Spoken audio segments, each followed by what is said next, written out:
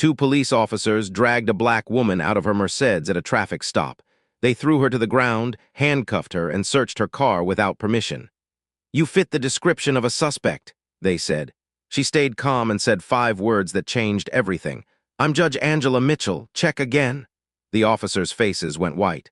Within 24 hours, both were suspended. Within a week, one was fired. And the story went so viral that it forced an entire police department to change their policies. This is a true story about racial profiling, abuse of power, and instant karma. What happened next shocked the entire nation and led to real change. Before we dive into this powerful story, hit that like button and subscribe so you don't miss more stories about justice and people getting exactly what they deserve. Now let's see how a respected judge turned a moment of injustice into a movement for change. Who is Judge Angela Mitchell? Angela Mitchell was 45 years old and had been a judge for 12 years. She presided over criminal cases in the county courthouse. She grew up in a poor neighborhood on the south side of the city. Her father was a mechanic. Her mother cleaned houses to make ends meet. Angela worked 3 jobs to pay for college. She got into law school on a full scholarship, graduated at the top of her class, and became a prosecutor. At age 33, she was appointed as the youngest judge in the county. She was known for being fair, firm, and deeply committed to justice. Despite her success, Angela never forgot where she came from. She drove a nice car, a Mercedes she'd saved for years to buy, but she still lived in a modest home. She volunteered at youth centers teaching kids about the legal system, and she always dressed professionally, even on her days off. The officers, Miller and Rodriguez. Officer Jack Miller was 38 years old.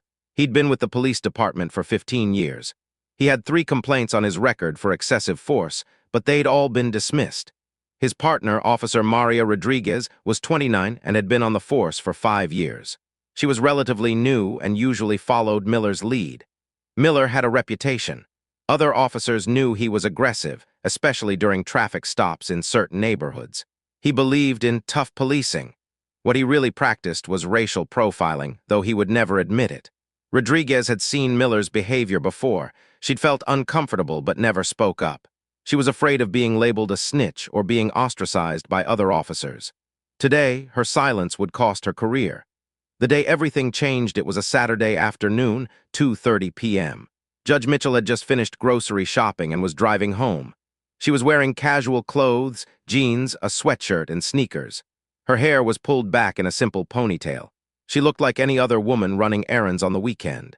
She was driving through a neighborhood she used to live in, taking a shortcut to her house. The area had a higher crime rate, but Angela knew these streets. She'd grown up playing on them.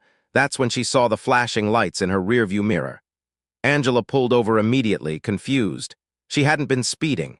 Her registration was current, her insurance was paid, and her car was in perfect condition. She couldn't imagine why she was being stopped. She rolled down her window and placed her hands on the steering wheel, visible. She'd seen too many traffic stops go wrong. She knew the drill.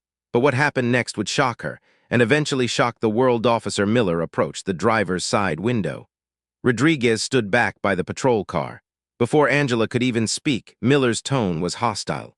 "License and registration," he barked, "not hello. Not do you know why I stopped you," just a command. "Of course, officer," Angela said calmly. "May I ask why you pulled me over?" "Just give me your documents," Miller snapped. Angela slowly reached for her purse in the passenger seat, announcing her movements.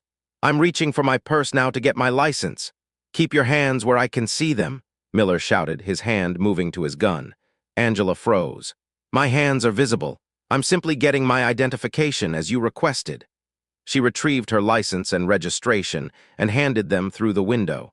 Miller barely glanced at them before walking back to his patrol car. Angela sat there, her heart pounding.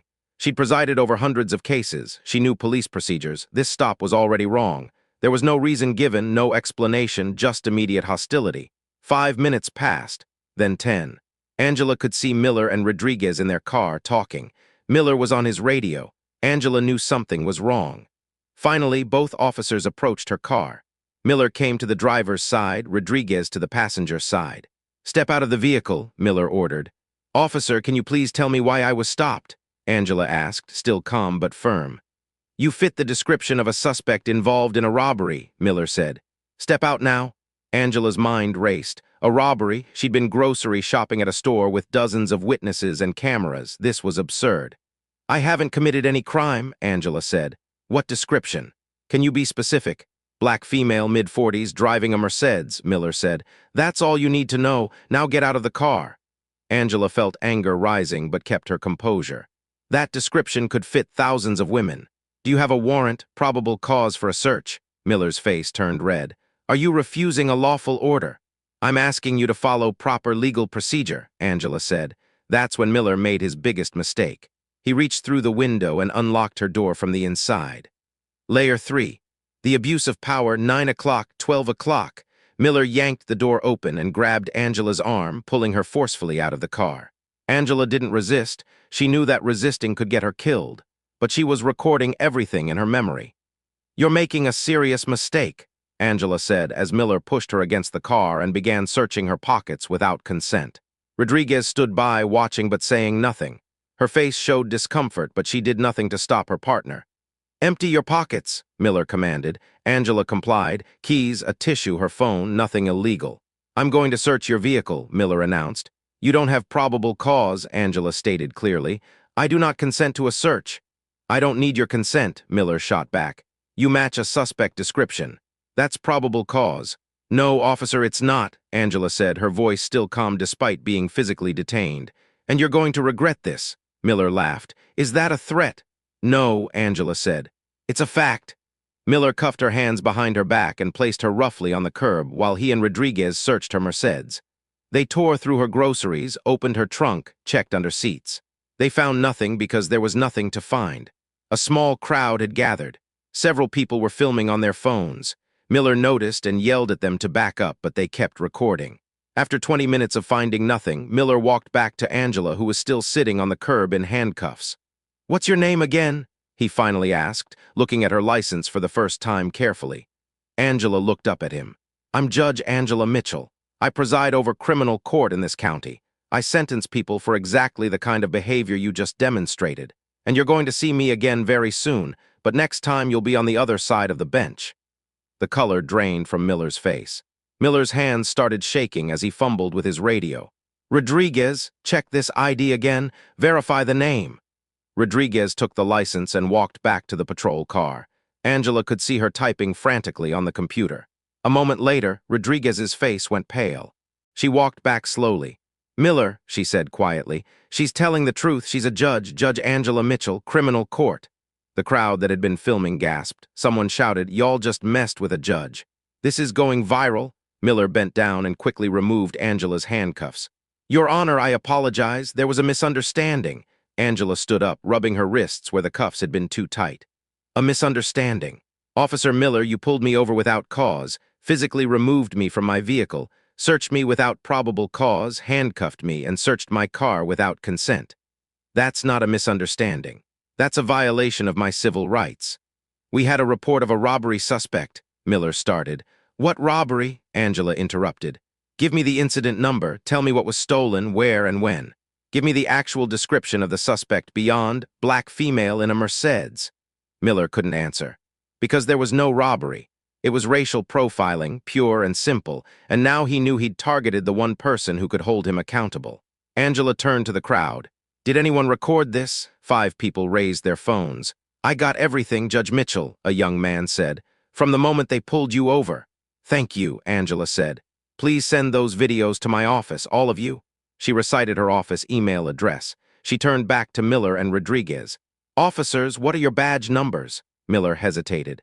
Angela's voice became firmer, taking on the tone she used in her courtroom. Your badge numbers, now. Both officers recited their numbers. Angela wrote them in her phone. Officer Rodriguez, Angela said, looking at the younger officer. You stood there and watched your partner violate my rights. You said nothing, did nothing. That makes you complicit. You had a duty to intervene, and you failed. Rodriguez's eyes filled with tears, but Angela felt no sympathy. Silence in the face of injustice was itself injustice. Both of you will report to my courtroom Monday morning at 9 a.m., Angela said. I'm filing a formal complaint with your department and the Civilian Review Board.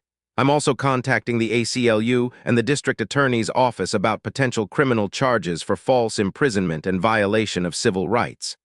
Your Honor, please. Miller started. I'm not finished, Angela cut him off. What you did to me today, you've probably done to dozens of other people. People who didn't have my education, my position, my ability to fight back. People who were terrified.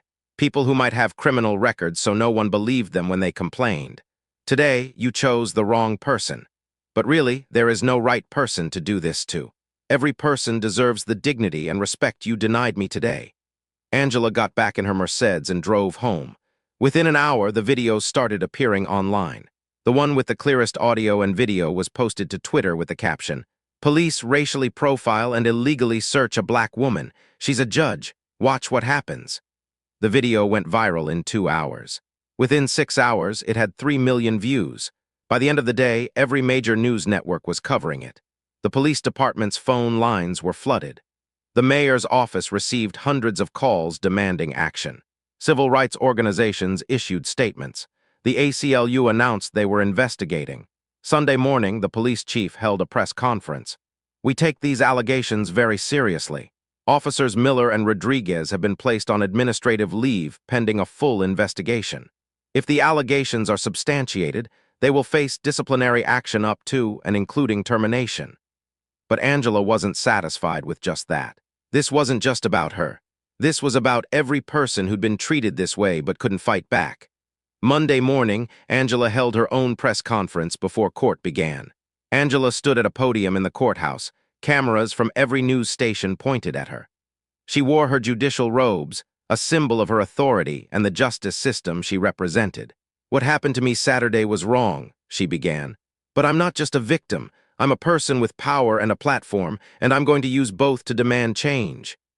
She detailed exactly what had happened during the traffic stop, listing each violation of procedure and law. Then she made her demands. First, both officers involved must face real consequences. Paid administrative leave isn't enough. There must be termination and, if warranted, criminal charges. Second, this police department must implement mandatory bias training, not just once, but ongoing. Third, there must be an independent civilian review board with real power to investigate complaints and discipline officers. Fourth, all patrol cars must have body cameras that cannot be turned off, with severe penalties for malfunctioning cameras. Fifth, there must be a duty to intervene policy where officers are required to stop their partners from abusing citizens, with protection for officers who speak up. She paused, looking directly into the cameras. But this isn't just about policy. It's about mindset. Officer Miller saw a black woman in a nice car and immediately assumed criminal activity. That assumption, that bias, put me in danger. It puts all of us in danger. I was lucky. I'm a judge. I know my rights. I stayed calm, but that shouldn't matter. A person shouldn't need to be a judge to be treated with dignity. A teenager who doesn't know the law, a grandmother who's scared, a person with a mental illness. They all deserve the same respect and protection under the law. The investigation moved quickly. Too many cameras, too much evidence, too much public pressure for anything else. Officer Miller was fired within 2 weeks. The review board found unlawful stop without reasonable suspicion, unlawful search without probable cause, excessive force during the detention, false statements in his initial report. He'd claimed Angela was combative. Pattern of similar complaints over his career. He also faced criminal charges for deprivation of rights under color of law. He would eventually plead guilty and receive probation, avoiding jail time but losing his career permanently. Officer Rodriguez was suspended for 90 days without pay and demoted. She was required to complete additional training and was placed on a performance improvement plan. She would eventually leave the force 6 months later, saying she couldn't continue in an environment that had failed so badly. But Angela pushed for more than just individual accountability. She worked with civil rights organizations, the ACLU, and reform-minded members of the city council to overhaul police practices.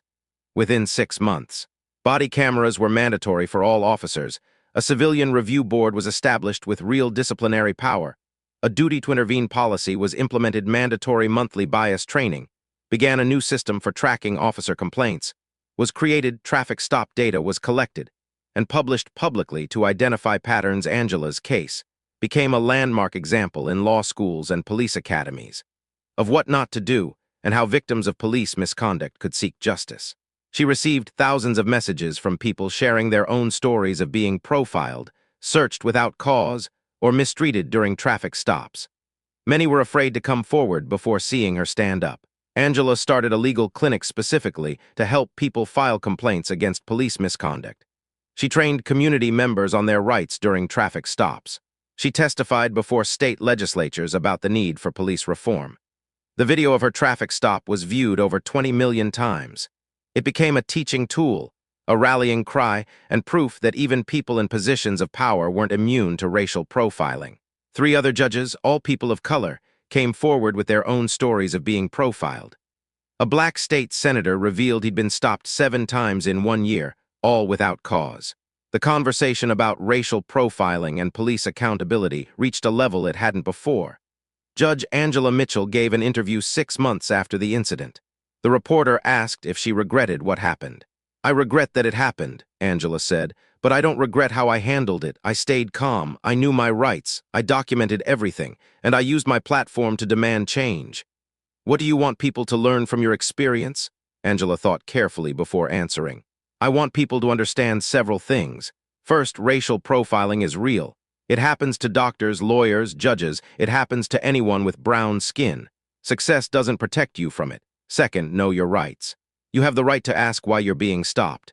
You have the right to refuse searches without a warrant. You have the right to remain silent. You have the right to record the interaction. Know these rights. Third, stay calm. I know it's hard when you're being treated unjustly, when you're scared, when you're angry, but losing your temper can escalate the situation. Staying calm kept me safe. Fourth, document everything. Names, badge numbers, witnesses, videos. Evidence is power. Fifth, and most important, speak up. File complaints, tell your story, demand accountability. Change only happens when we refuse to accept the unacceptable. What happened to me wasn't unique. It was just uniquely documented and uniquely positioned to get attention. But every person deserves the same justice, regardless of their job title.